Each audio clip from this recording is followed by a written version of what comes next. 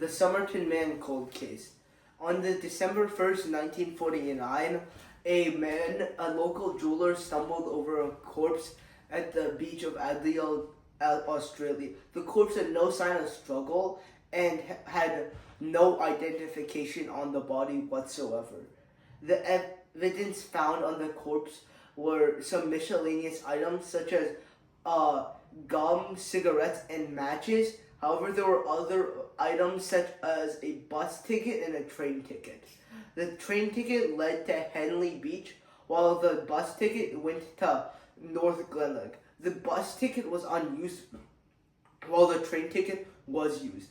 And finally, in the hidden pocket, there was a rolled up piece of paper that said Tanam Shud, which means it is done or it is finished in Persian, and it is the last words of a poem book called the Rubaiyat of Omar Khayyam. Later, a few months later, a suitcase was found that had been checked into the Adelaide Railway a day before the corpse had been found. And while there were normal items such as clothes and shoes inside the suitcase, there were also more suspicious items in it, such as a stenciling kit, an electrician's a screwdriver, and a table knife and scissors that had been cut down to be used as weapons, and orange waxed thread, which had been the same type used to repair a pocket on the Somerton man's clothes. On the autopsy, gave no more answers, as while damage to the body made doctors assume a poison may have been used, there were no traces of poison inside the body at all. Furthermore, his liver and stomach suffered bleeding, while his spleen also was heavily inflamed and 3 times the normal size of a normal spleen. The book, called the Rubaiyat of Omar Khayyam, was found in an anonymous man's car, and it was connected to the corpse because of the torn page. The page had a chunk torn out of it, and it matched the same piece of paper found in the Somerton man's pocket. The book is about love, fate, mortality, and the transient nature of life. And furthermore, on the back cover, a phone number was written. While we do not know the exact number of phone numbers, we do know one of them, and strange text that had been written on the back that resembles a coded message. The one phone number we know of on the back of the book leads to a woman named Jessica Thompson.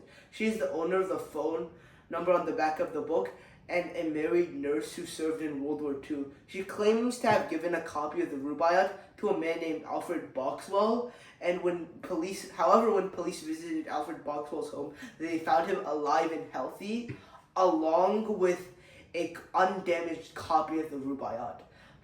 Despite this, when shown a cast of the Somerton man's face, she was visibly taken aback and was said to almost faint.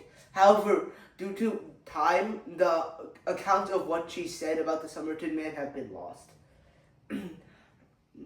Discuss about what you think the text and what the is, and if it is even a code. The first theory to the Somerton man was that he was a spy who killed himself after failing a mission or potentially knowing he was going to be captured. Arguments of the spy theories claim that book ciphers were used commonly in World War II, and they were used to transmit code by picking a page number and word and using it to make a cipher. Furthermore, his death was very near major military bases, and shortly after his death, a crackdown of spies began. Evidence, even more suspiciously, all the evidence of the Somerton man case had been destroyed in 1986 after it had been stated that it was no longer necessary, and witness accounts have slowly disappeared. So for the second theory is the suicide theory, which in my opinion is the best, as it in 2020, it goes along well with the 2022 DNA test on the corpse, which revealed it was Carl Webb, who was an electrician that had mental issues. Carl Webb was interested in poetry and wrote several of them himself, which spoke a lot about death and how it was his greatest desire.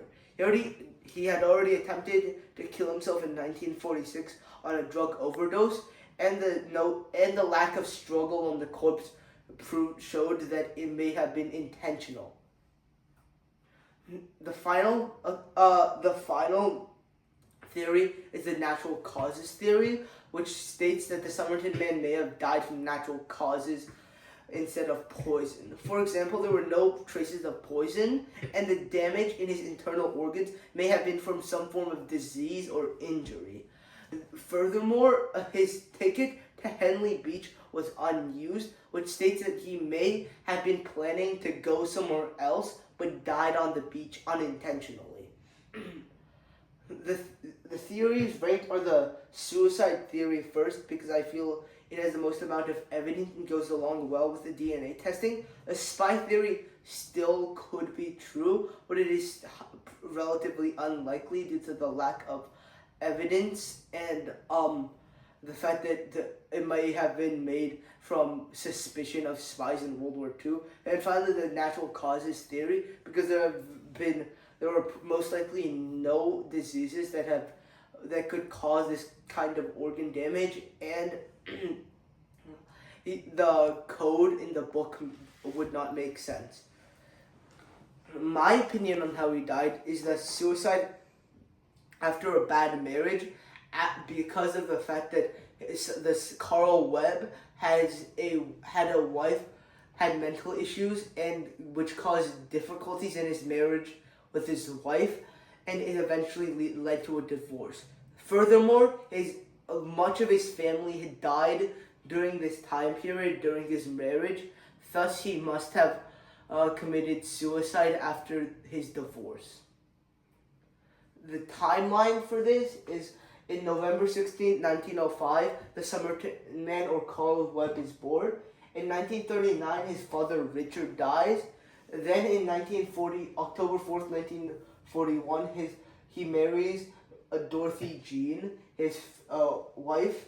And then in 1943, his brother and brother-in-law Roy and John Keane die in the war.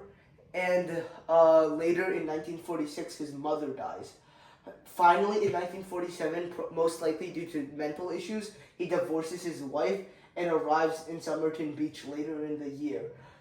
Finally, he dies and is discovered in December 1st, 1948. The Rubaiyat is found in late 1948, and in January 14th, 1949, his briefcase is found at the train station. Finally, after he's buried, the corpses are exhumed at May 19th, 2021 for DNA testing. Here's the reflection. The most mysterious aspect of this case is the code written on the back of the Rubaiyat, which still has not been deciphered. Surprising facts learned were that how mysteries can persist despite the sheer amount of information we have on them, and how we have so much information on the Somerton man, but no theory is completely satisfying. Why is the case unsolved? After so much time, evidence is slowly lost, and the cause of death, which is widely believed to be poisoning, still is not confirmed. The reflection continued. How does this case reflect human behavior? It shows how theories and beliefs tie back to current events, and it shows us how many people would believe the Somerton man was a spy due to the time period the case takes place in. This shows how fragile the truth is and how over time it can be nearly impossible to uncover. And the reference.